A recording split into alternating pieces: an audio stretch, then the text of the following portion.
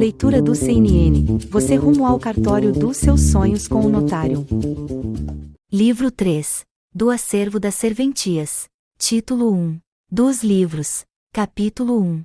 Da escrituração contábil e correcional. Seção 1. Das disposições gerais. Artigo 185. Os serviços notariais e de registros públicos prestados mediante delegação do poder público possuirão os seguintes livros administrativos, salvo aqueles previstos em lei especial. Inciso 1.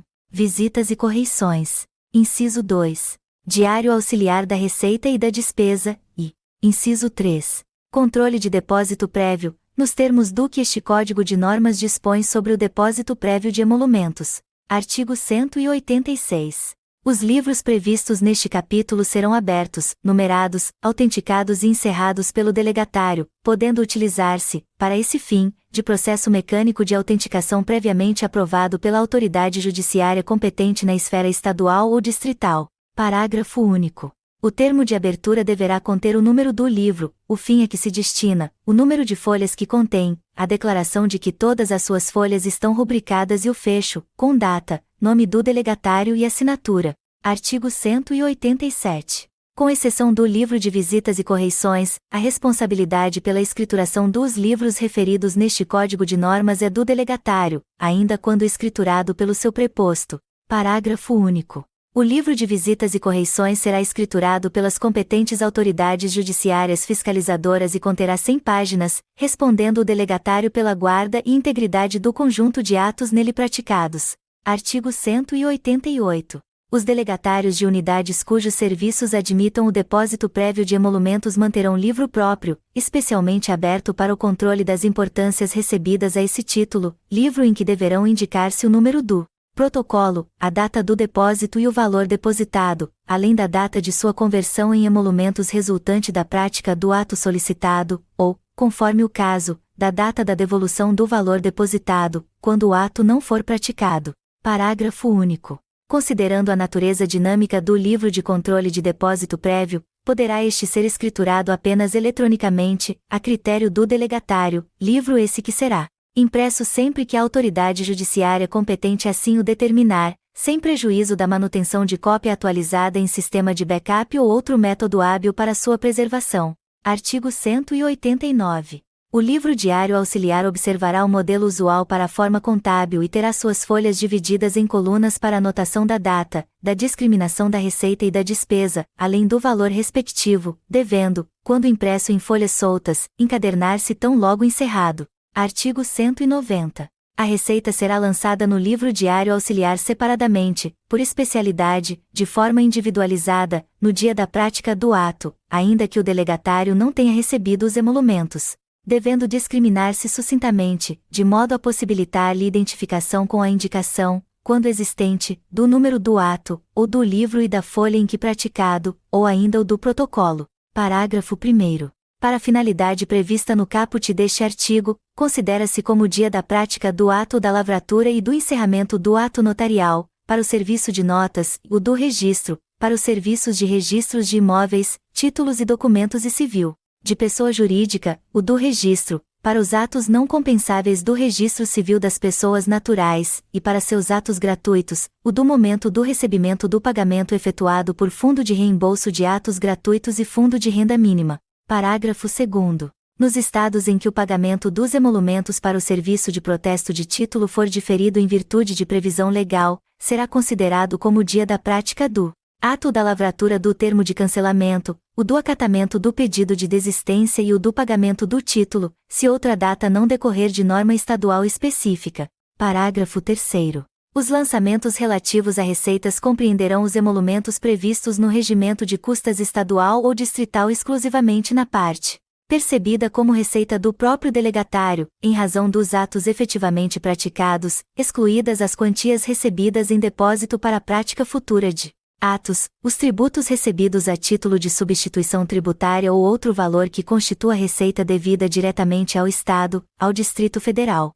ao Tribunal de Justiça, a outras entidades de direito e aos fundos de renda mínima e de custeio de atos gratuitos, conforme previsão legal específica. Artigo 191. É vedada a prática de cobrança parcial ou de não cobrança de emolumentos, ressalvadas as hipóteses de isenção, não incidência ou diferimento previstas na legislação específica. Artigo 192. Ao final de cada mês serão somadas, em separado, as receitas e as despesas da unidade de serviço extrajudicial, com a apuração do saldo líquido positivo ou negativo do período. Artigo 193. Ao final de cada exercício será feito o balanço anual da unidade de serviço extrajudicial, com a indicação da receita, da despesa e do líquido mês a mês, se entender conveniente.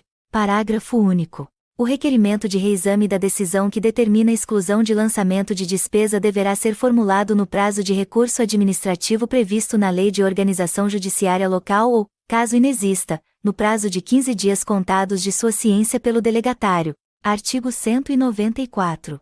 As normas impostas por este capítulo aos delegatários de serviços notariais e registrais aplicam-se aos designados para responder interinamente por serventias vagas, observadas as seguintes peculiaridades. Inciso 1. Os responsáveis interinamente por delegações vagas de notas e de registro lançarão, no livro diário auxiliar, o valor da renda líquida excedente a 90,25% dos subsídios de ministro do Supremo Tribunal Federal, STF, que depositarem à disposição do Tribunal de Justiça correspondente, indicando a data do depósito e a conta em que foi realizado, observadas as normas editadas para esse depósito pelo respectivo tribunal. Inciso 2. Ao responsável interinamente por delegação vaga é defeso contratar novos prepostos, aumentar salários dos prepostos já existentes na unidade, ou contratar novas locações de bens móveis, ou imóveis, de equipamentos ou de serviços, que possam onerar a renda da unidade vaga de modo continuado, sem a prévia autorização do tribunal a que estiver afeta a unidade do serviço. Inciso 3. Todos os investimentos que comprometam a renda da unidade vaga deverão ser objeto de projeto a ser encaminhado para a aprovação do Tribunal de Justiça competente. Inciso 4. Respeitado o disposto no inciso anterior, para apuração do valor excedente a 90,25% dos subsídios de ministro do Supremo Tribunal Federal, STF, deve abater-se, como despesas do responsável interinamente pela unidade vaga, as previstas em disposição legal ou infralegal. Inciso 5. Nos prazos previstos no artigo 2º do provimento número 24 de 2012 desta Corregedoria Nacional de Justiça, os responsáveis interinamente pelas unidades vagas lançarão no sistema Justiça Aberta, em campos específicos criados para essa finalidade, os valores que, nos termos do inciso anterior, depositarem na conta indicada pelo respectivo Tribunal de Justiça, e, inciso 6. A periodicidade de recolhimento do valor da renda líquida excedente a 90,25% dos subsídios de ministro do Supremo Tribunal Federal, STF, é trimestral, considerando-se as receitas e as despesas do trimestre, não havendo lei estadual que estabeleça periodicidade diversa. Artigo 195. Será disciplinado por norma editada pela competente Corregedoria Geral da Justiça Local. Inciso 1. O controle dos recolhimentos relativos à taxa de fiscalização, ao selo ou a outro valor que constituir receita devida ao Estado, ao Distrito Federal, ao Tribunal de Justiça, ao município, a outras entidades de direito e aos fundos de renda mínima e de custeio de atos gratuitos, e, inciso 2. O dia da prática do ato notarial ou registral, quanto aos serviços de registro de distribuição e de registro de contratos marítimos, eventualmente existentes.